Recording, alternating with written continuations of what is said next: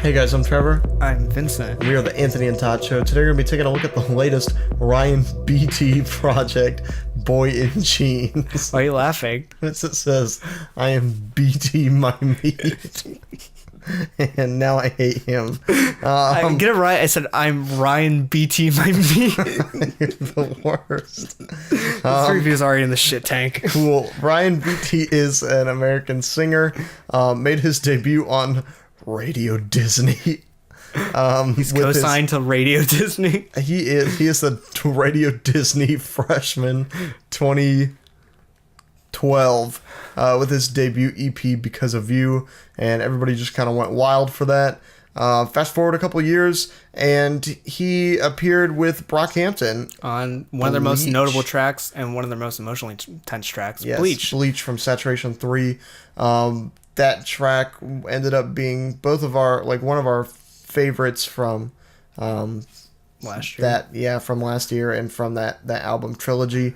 I think that the passion and emotion that he brought into that track was just phenomenal. And now he has his own solo album, Boy in Jeans, which carries over a lot of that kind of emotional pop music vibe. Yeah. Mm-hmm. One thing I want to mention, going back to Bleach, first time I listened to Bleach, I didn't recognize it was Ryan Beatty. I didn't either. And I think a lot of people did it. Ryan Beatty is. I thought it was Joba, or I thought it was like Kevin or something like that being pitched. That will go into play later when I talk about, I don't think he really has enough of a distinctive voice. But Ryan Beatty, I think he tries his hardest, along with this is actually an effort supported by producer Calvin Valentine, who earlier this year released a project to Mellow Music Group entitled Plush Seats, which I listened to a bit of. We were going to review it at some point, but I just thought it was unnecessary. I think he produces a lot of lavish, like funky hip-hop instrumentals, but they never really felt like fully fledged out. Yeah. They felt like kind of empty. They were missing environment. And when I found out these two were collaborating, I was very interested in how the sound evolved, like how Calvin Valentine's sound progressed to something more contemporary R&B, more contemporary pop, kind of like the blending of two. And I think Ryan Beatty, he takes from a lot of like influences. Like his vocals remind me a lot of like Rex Orange County or like Pharrell or like Joba and Brockhampton. Yeah. But like there's a lot of production of this like same magnitude. Like a lot of the production reminds me of like Neptunes or like Frank Ocean, especially Channel Orange and like Tyler Creator and Brockhampton. Like it all provides that like same. He's in that same pocket as the rest of them. But like sometimes I find it hard to almost like separate it from that sound. Like there's moments on here where I think the production's very lavish and very joyful, but it's also in the same like eeriness of like Channel Orange. Like it sounds like almost like a replication of that note. Like I feel like he kind of, all the production on this is really good. I think it actually it's a nice mix of everything. I don't think it sticks to one two style. There's moments that are more poppy. There's moments that are more R&B influenced or more hip hop influenced. Mm-hmm. There's even a track on here that like manages to combine like post punk and like pop, which I think is really interesting. Mm. But I don't think it's all like original. I don't think he's found his sound yet, which isn't a bad, like it isn't something that we shouldn't be expecting of him yet, because this is his first studio album, but I think it's something that it's hard to explain. It's hard to escape that I see all these influences in his work. Yeah. I think this project is a good showcase of everything that Ryan Beatty has to offer in the production and the personnel he works with at the current moment. And I think it's something that's only going to improve on with time. I think he seems like a very like honest, natural figure in the LGBT community as well, if not the pop and R&B community. I think he seems like one of the figures. He's like a queer figure that is following the current trends of being super open, but also not being super preachy, which is nice. Like I think you kind of hit that note of. I think Brockhampton does it with aggression. That's why it makes it different. Like a lot of Kevin Abstracts, he's very forefront about it, and that's what makes him him. But like I think as a queer person, I think sometimes you can hit the nail too much on the head to where you just break the piece of wood, and Ryan Beatty walks in the right. You're doing karate at that point. At that point. But like Ryan Beatty isn't. I feel like sometimes he almost presents himself as that's kind of all he is, and it's not just this, but it's like a lot of topics of love. Like I don't think we see enough outside that arrow. That's almost like the Serpent with Feet Yeah. record. That's what it reminds me a lot of, or like Flower Boy done on a surface level. Yeah. You know what I'm saying? I think he provides a decent amount more of like mystery and other moments that distract you from that, but it's still like he isn't heavy-handed with his meaning. He's heavy-handed with almost like his topics and how he repeats himself. Yeah. Which it's good that we are hearing different stories from different people, but it's also how much can you hear like around the same story before you go insane on the same record. It just seems like the same topic, same loop of same stories about love, and I think sometimes you just need to escape that. But no lyricism on this I find to be bad whatsoever. No, I just either. think it's subject wise. It just covers a lot of the same ground. It doesn't really need to. Music doesn't always have to like reflect sexuality or even be about sexuality. Yeah, it doesn't even need to be about love. It doesn't. It doesn't have to be about like. Well, music doesn't really have to be about anything. Love is just a popular topic, and I feel like a lot of people are following trend with that. And then recently, the queer community is starting to use a lot of those topics in their own stories and present them in kind of this pocket. Like we talked about Kevin Abstract, Tyler, the Creator. We've got Ryan Beatty now. Frank Ocean, yeah. It's talking about like similar topics and in a similar vein. But it doesn't have to, it doesn't have to be like that. They just happen to like exist in the same pocket, but they could talk about like completely different things. Yeah. Everybody else has done it, I think, but recently, I think in the vein of Flower Boy, like with the recent release of Flower Boy, because like Frank Ocean was talking about sexuality way before Flower Boy came out. Kevin Abstract was talking about sexuality before Flower Boy came out, but now with Flower Boy out, I'm seeing like Serpent with Feet and Ryan Beatty in particular like following suit with that and talking about sexuality again, but almost in the opposite way Tyler did. Tyler's very mystique about it. He still hasn't like publicly came out. Yeah, like he doesn't like need to because everybody kind of understands that. But like we're at a time where like Kevin Abstract might touch upon it every once in a while, but not all Brockhampton songs are about it. Sexuality. Frank Ocean has moved on to other bigger, broader topics and subjects to talk about on his songs. He's more about the stories that they tell, like on Blonde, I think it's called Love Story, where he talks about going to a gay bar in New York. Yeah. I think that it's more about the experiences that they bring him versus the feeling of being loved or searching for love or inquiring love. And I think just going back to outside the lyricism, I think there's a lot of good production on here that takes from a lot of those veins, and how almost this album, I think I like how, like, even though I do see a lot of the influences, I like how diverse it is. Yeah. Because like and it also gives me a showcase, like a good showcase of where he can go in like 5 years with his music or whatever. Because I think right now, like the sound he's going for, he sends to a lot of his albums dominated more by like the kind of like R&B side of things. That's like still in the poppy range of things.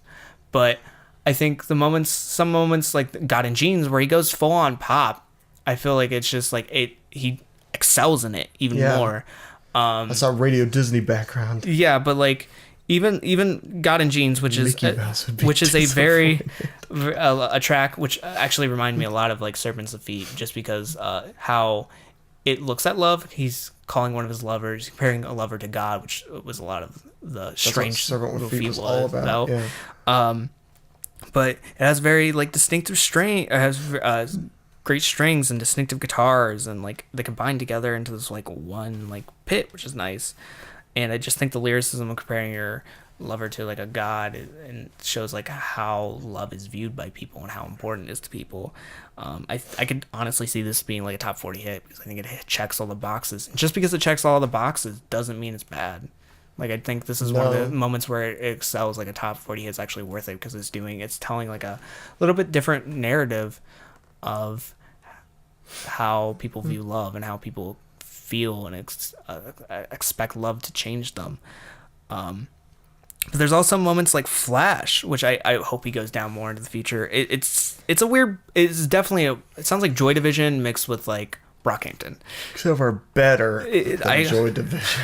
But I really enjoy. It's very poppy, but at the same time, you sense like the elements of like the grunginess and almost punkness. The guitars and the drums that are punchy, like it's that 90s influence, that 90s queer influence. It's always there. I think that's so cool. Like that's a sound I want him to. I think it's not something I want him to do for an entire album because I feel like it would just get old real quick unless you did it like really really good. Yeah, but like I think to explore more into it. You don't have to go like full on Friends soundtrack or anything. Yeah. But like this, something like that, I think would work. These two genres kind of playing out and how they mix with each other. Pink Floyd just sounds like a track from Blonde, very atmospheric, very spacey. But that's kind of like the current climate of like alternative R&B, alternative hip hop. It is very spacey, very out there. Whether it's from artists like Frank Ocean or artists like James Blake, I think they all lead to this very spacey R&B. But he has a very captivating voice. I think he's very talented. I think some moments on this album he's actually able to like he has a higher pitch than like Justin Timberlake, like which shows you like how it shows you that Man of the Wood is not good. It shows you how almost his natural skill and how he combines that a lot of times with his emotion. So like you don't always see it. Whereas Justin Timberlake, he's like a one hit note. He doesn't really go into the emotional side as he just goes into the vocal performance side. Whereas Ryan goes into the like he mixes the two, he blends it, which is nice. But I like the titling of Pink Floyd. It's more spacey track. I just think that's like just a nice little nudge, nice connection between the two. I enjoy the moment at the end where the atmospheric presence gets like really heavy. It feels like the entire track's collapsing in on itself. I just think that's really cool, and how you just get this moment where everything's like stuffed into a tube or stuffed into a can, and then it's able to be released. I just think that's amazing. Bruise is probably my favorite moment on here. In all honesty, I don't think it's the most. In all honesty, I don't think it's a track that hasn't been. Not that the subject matter hasn't been explored before, but I think musically it has been explored before. Just like the atmosphere of this track and the vibe of it. But he's very fantastic. This is a very emotionally heavy track. Great pop love song, spacey, emotional, great electric guitar. His vocal performance is very breathtaking. You could see his natural talent. And like it's a nice story about how he went to a school dance with his girlfriend and he ended up making out with some guy in the bathroom, which is like a nice little story. It's one of those experience, not like discussing the topic of love or anything like that. It's an experience that it's is a story important to captivating. him, and that's why I find it to be one of the more enjoyable moments on this album. I also enjoy the track Euro. I think lyrically it's kind of disconnected with itself because the first verse is more about I imagine more like a robbery story or something. Not like a robbery story, but like a bank heist scenario where he's telling his lover who's like a bank heist or who's someone who robs banks. Are you talking about Dog Day Afternoon? Kind of. No, not really. But he's telling him, take the money and run and then come back to me. But there's also, it's more of like, okay, leave your lover, come to me. I think that's another way you can like interpret it. But the second verse, it quickly escalates into his just like emotional state at the time. But I enjoy how he like sets it up though. I think the two verses are each good on their own. I think the first verse deals better with like the subject matter of the hook. But like the second verse I find to also be interesting. He sets it up with the line, don't want to rent cars, I want to crash cars. I'm feeling NASCAR on mom and dad's car. I'm not suicidal, I'm too afraid to die. I want to feel something other than sadness sometimes. Kind of edgy, but I also find it very funny with the NASCAR line. Just being kind of goofy and preachy. And I enjoy the spoken word sections on the hook. I just find it to be very kind of like, reminds me of like the cadences of Rex Orange County. But I think it plays out really well. It's a different atmosphere that showcases like his various vocal stylings on the album. Yeah. And then Haircut is a nice statement about how you shouldn't have to hide yourself or your sexuality. How you should get a haircut. And same thing with Camo. I think Camo kind of, with the mention of kind of like the Camo, Depression Camo, or whatever it is, I think it also, those two tracks are kind of intertangled with their both meaning and how you shouldn't have to hide yourself or how you should be out with yourself and be honest with yourself, because that's best. You have to live with yourself. But yeah, I think I think sometimes he just isn't able to shake his influences, whether it's production-wise or vocally, or lyrically even. Sometimes he just talks too much about love, and it's not the worst thing. But there are other like graver sins that you can make. But like, there's nothing on this record that's bad. There's moments where I feel like he replicates some ideas. Like, I think Crash is too similar to Euro. I think Power Slide's the same like knockoff Channel Orange sound that he goes for in a couple of tracks on this album. And like Camo, I enjoy, but it's also a very similar haircut. I enjoy like the metaphor for everything, but I just don't think it's needed. Yeah. This thing is a little bit too long for what it's worth, and he needs to kind of learn to cut himself down a bit. But there's good moments, there's good sounds he can go down in the future, like God in Jeans and Flash. Yeah, there's lots of stuff you can learn from here. And like recommended moments, I would definitely, I have to suggest this Bruise, God in Jeans, Flash, Pink Floyd are all like great tracks that showcases like his potential and where he's going in the future. But yeah, I think he just this reminds me a lot of what I thought of Channel Orange. Channel Orange, Frank Ocean, I think he was distinctive in his spaciness and kind of the mood he was setting. But there's moments where I think he wasn't as distinctive, and he got past that, made Blonde, and he's currently making more music that is catered to him. He found his own personal sound with that in Endless. But I think Ryan Beatty, this is his Channel Orange. It's something of similar quality. I think he's good lyrically. He just needs to stop covering a lot of the same subjects, whether it is love. But I think he needs to kind of escape that lens for a little bit, whether it's for a track or two. And I think even if it's like minimal lyricism, it would help, even if it was for a moment. But like, I think he needs to find himself more. And like, this is a good start, but like, don't copy this for future albums. I think. Yeah, don't stop there. I think Ryan is like a really talented and welcome new addition to that like pocket I was talking about earlier. Yeah. I hope he collabs with a lot of these artists, but I think that in getting to know these artists that he's surrounded with and working with them, he'll find his own sound. Yeah. I think Ryan Beatty needs to find his blonde. Yeah. To help extend his sound to what he wants it to be. Yeah, and Calvin Valentine does a really good job of this. Like Calvin Valentine really impressed me with how grand he can make everything on this record seem. Yeah. Even though there's replications of a lot of like sounds and ideas, I don't think anything he did on this was like bad. He didn't give him any bad production to work over or anything. Like Ryan Beatty obviously falls into the same category as people like Frank Ocean or Kevin Abstract, and so he got Kevin Abstract and Frank Ocean type production, and it works for him. Like, that's his strong suit. I think he should just find his sound a little more and get more. Then we can start calling it Ryan Beatty production versus Frank Ocean production. He found the coordinates, or like at least the state that he's in. Now he has to find the city. Yes, that's good. That's probably one of the best metaphors I ever came up with. Actually, they were more stupid than that. But yeah, I think there needs to be improvement for future releases. I think if I keep on saying this for future records, it's not going to be as wholesome. Like, I enjoy Bruise, but you can only do Bruise so many times before it becomes repetitive. He needs to hunker down and everything. But yeah, good work. I think this is a great start. Everybody. And he has hella potential, especially with you're looking at the people he's collaborating with. Brockhampton, working with Calvin Valentine. He has like a good pocket of people in his pocket. But if you want to hear us talk more about music, we host a weekly podcast called The Anthony and Todd Show every Monday on Apple Music and Spotify. Make sure you check it out. Links down below in the description. But until next time, guys, I've been Vincent. I've been Trevor. See ya, boyos. Bye, everybody.